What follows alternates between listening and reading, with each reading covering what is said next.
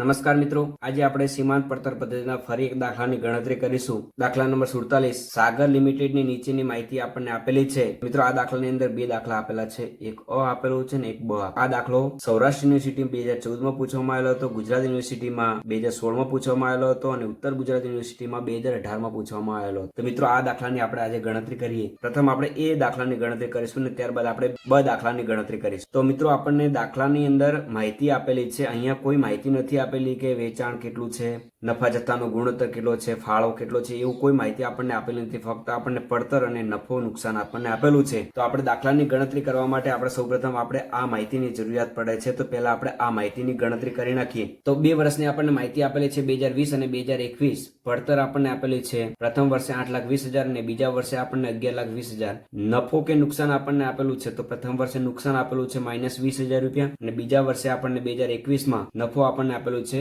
80,000 રૂપિયા. તો મિત્રો, પડતરમાં નફો કે નુકસાન ઉમેરો અથવા બાદ કરીશું એટલે આપણને શું મળશે? વેચાણ મળશે. તો પડતર કેટલી છે? 8,20,000. એમાંથી નુકસાન હોય તો બાદ કરીશું 20,000 રૂપિયા એટલે આપણને શું મળશે? વેચાણ મળશે. 2021 ની વાત કરીએ તો પડતર આપણને આપેલી છે 11,20,000. એમાં નફો હોય તો આપણે પ્લસ કરીશું. તો અહીંયા આપણને નફો આપેલો છે 80,000 રૂપિયા એટલે આપણે પ્લસ કરીશું એટલે આપણને વેચાણ મળશે 12 લાખ રૂપિયા. મિત્રો, આ પ્રકારની માહિતી આપણને આપેલી હોય ત્યારે આપણે નફો કે નુકસાન અને વેચાણના બંનેના તફાવતની જરૂરિયાત પડે છે. તો મિત્રો, આપણને નફામાં તફાવત કેટલો છે એ આપણે પહેલા શોધીએ અને ત્યારબાદ આપણે વેચાણમાં ફેરફારનો શોધીએ. નફામાં ફેરફાર બરાબર ચાલુ વર્ષનો નફો માઇનસ ગયા વર્ષનો નફો.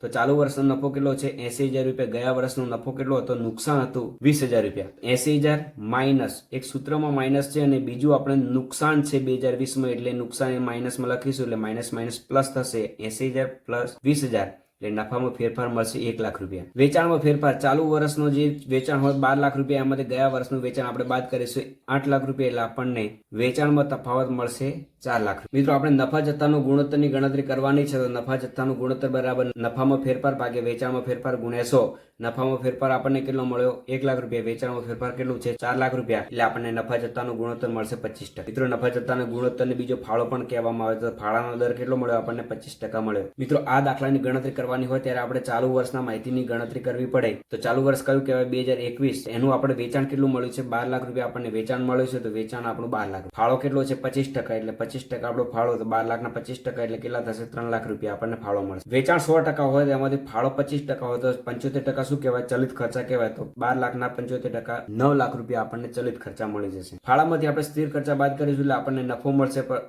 દાખલાની અંદર આપણને નફો આપેલો છે કેટલો? 80,000 રૂપિયા ચાલુ વર્ષનો નફો આપેલો છે. એટલે એ ચાલુ વર્ષનો નફો આપણે 80,000 રૂપિયા લખીશું એટલે આપણને ફાળામાંથી નફો બાદ કરીશું એટલે સ્થિર ખર્ચા મળશે આપણને 2,20,000 રૂપિયા. મિત્રો, સીમાંત પડતર પદ્ધતિની દાખલાની ગણતરી કરવાની હોય ત્યારે આપણને આ માહિતીની જરૂરિયાત પડે જે આપણને મળી ગઈ છે. હવે મિત્રો, આપણે આગળના વિકલ્પોની ગણતરી કરીએ. તો પ્રથમ આપણને નફા જથ્થાનો ગુણોત્તર આપણને મળી ગયો 25%.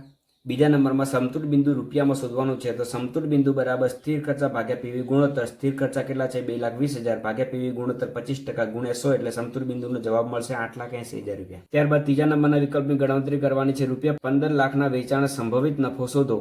તો વેચાણ કેટલું છે? 15 લાખ રૂપિયા. એમાંથી ફાળો કેટલો છે? 25% એટલે ફાળો મળશે એટલે 15 લાખના 25% એટલે આપણને 3,75,000. ફાળામાંથી સ્થિર ખર્ચા આપણે બાદ કરીશું. સ્થિર ખર્ચા કેટલા છે? 2,20,000 રૂપિયા એટલે આપણને સંભવિત નફો મળશે 1,55,000 રૂપિયા. ત્યારબાદ મિત્રો, ચોથા નંબરના વિકલ્પની ગણતરી કરવાની છે. રૂપિયા 80,000 ની ખોટ થાય ત્યારે સંભવિત વેચાણ શોધો. સંભવિત વેચાણ બરાબર સ્થિર ખર્ચા માઇનસ ખોટ ભાગ્યા પીવી ગુણોત્તર. જો નફો હોય તો પ્લસ કરવાનું, ખોટ હોય તો બાદ કરવાનું. સ્થિર ખર્ચા આપણને દાખલામાં કેટલા મળે છે? 2,20,000. ખોટ કેટલી રાખવાની છે? 80,000 ની ખોટ રાખવાની છે. પીવી ગુણોત્તર આપણને દાખલામાં મળે છે 25%. એટલે સંભવિત વેચાણ મળશે આપણને 5,60,000 રૂપિયા. તો મિત્રો, આપણે અહીંયા પ્રથમ દાખલાની ગણતરી પૂર્ણ થઈ ગઈ. હવે મિત્રો, આપણે બીજા દાખલાની ગણતરી કરીએ. ચલિત ખર્ચ અને વેચાણનો ગુણોત્તર 70% છે. ઉત્પાદન અને વેચાણની 60% કક્ષાએ સમતુલ બિંદુ મળે છે. સ્થિર ખર્ચા રૂપિયા 90,000 હોય ત્યારે ગણતરી કરવાની છે 3 વિકલ્પ. તો ચલિત ખર્ચ અને વેચાણનો ગુણોત્તર કેટલા ટકા છે? 70% છે. તો ધારો કે વેચાણ કેટલું છે? 100. તો ચલિત ખર્ચાનો ગુણોત્તર કેટલો કહેવાય? 70% એટલે 70 કહેવાય. તો આપણને ફાળો કેટલો મળે છે? 30. હવે મિત્રો, આપણે પહેલા વિકલ્પની આપણે ગણતરી કરીએ. તો સમતુલ બિંદુ એ વેચાણની ગણતરી કરવાની છે. સમતુલ બિંદુ બરાબર સ્થિર ખર્ચા ભાગ્યા પીવી ગુણોત્તર ગુણ્યા 100. તો સ્થિર ખર્ચા આપણને દાખલાની અંદર આપેલા છે કેટલા? 90,000 રૂપિયા આપેલા છે. તો સ્થિર ખર્ચા ભાગ્યા પીવી ગુણોત્તર આપણને કેટલું મળ્યું છે? ફાળો એ પીવી ગુણોત્તર કહેવામાં આવે 30% કહી શકાય. ભાગ્યા 30% કરીશું એટલે સમતુલ બિંદુનો જવાબ મળશે 3 લાખ રૂપિયા. હવે મિત્રો, બીજા નંબરના વિકલ્પની ગણતરી કરવાની છે. કુલ વેચાણ અને નફો શોધવાનો છે. તો મિત્રો, આપણને દાખલાની અંદર કોઈ માહિતી આપણને આપેલી છે. 60% કક્ષાએ સમતુલ બિંદુ મળે છે. બરાબર છે મિત્રો? તો 60% કક્ષાએ સમતુલ બિંદુ આપણને દાખલાની અંદર કેટલો જવાબ મળ્યો છે, જે આપણે અગાઉ ગણતરી કરેલી છે 3 લાખ રૂપિયા. તો સમતુલ બિંદુ આપણને 60% 3 લાખ રૂપિયા આપેલો હોય તો 100% કક્ષાએ વેચાણ કેટલું મળશે? તો વેચાણ આપણને મળશે 3 લાખ ગુણ્યા 100 ભાગ્યા 60 કરીશું એટલે આપણને શું મળશે? વેચાણ મળશે કેટલું?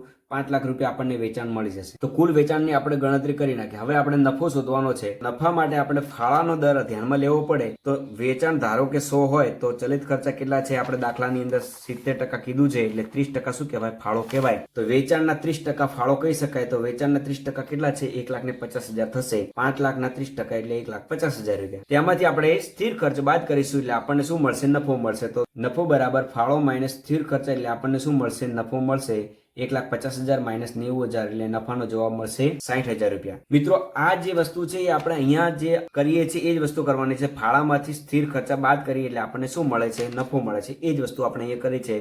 નફો બરાબર ફાળો માઇનસ સ્થિર ખર્ચ એટલે આપણને નફો મળશે. ત્યારબાદ મિત્રો આપણે ત્રીજા વિકલ્પની આપણે ગણતરી કરવાની છે. 75% વેચાણે નફો શોધવાનો છે. તો વેચાણ આપણું કેટલું લેવાનું છે? તો જે વેચાણ આપણે મળ્યું છે 5 લાખ રૂપિયા એના 75% એટલે 5 લાખના 75% એટલે 3,75,000 વેચાણે આપણે નફો શોધવાનો છે. તો 3,75,000 ના ફાળો કેટલો છે? 30%, જે આપણે અગાઉ ગણતરી કરેલી છે એ પ્રમાણે 30% એટલે 3,75,000 ના 30% એટલે આપણો જવાબ કેટલો મળશે? ફાળાનો 1,12,500. તો મિત્રો આપણને જે ફાળો મળે છે 1,12,000 એમાંથી આપણે સ્થિર ખર્ચા બાદ કરીશું એટલે આપણને નફો મળશે. સ્થિર ખર્ચા કેટલા છે? દાખલામાં 90,000 રૂપિયા આપણને આપેલા છે તો સ્થિર ખર્ચ બાદ કરીશું એટલે આપણને નફો મળશે 22,500. તો 75% વેચાણ હોય તો નફો કેટલો મળે આપણને? 22,500 રૂપિયા આપણને નફો મળી શકે. તો મિત્રો આ દાખલો અલગ અલગ યુનિવર્સિટીમાં 3 વખત પૂછાયેલો છે જેની આપણે આજે ગણતરી કરી છે. તો મિત્રો આ વિડીયો તમને સારો લાગ્યો તો તમારા મિત્રોને પણ શેર કરો, જેથી કરીને જેમને પણ એકાઉન્ટના દાખલાની જરૂરિયાત છે, જેને પણ શીખવાની જરૂરિયાત છે, એમને સરળતાથી એકાઉન્ટના દાખલાના જવાબની ગણતરી સાથેના વિડીયો તમને મળી રહે અને તમારા મિત્ર સર્કલને પણ મળી રહે. તો આ વિડીયોને વધુમાં વધુ શેર કરો અને ચેનલને સબસ્ક્રાઇબ કરો. Thank you.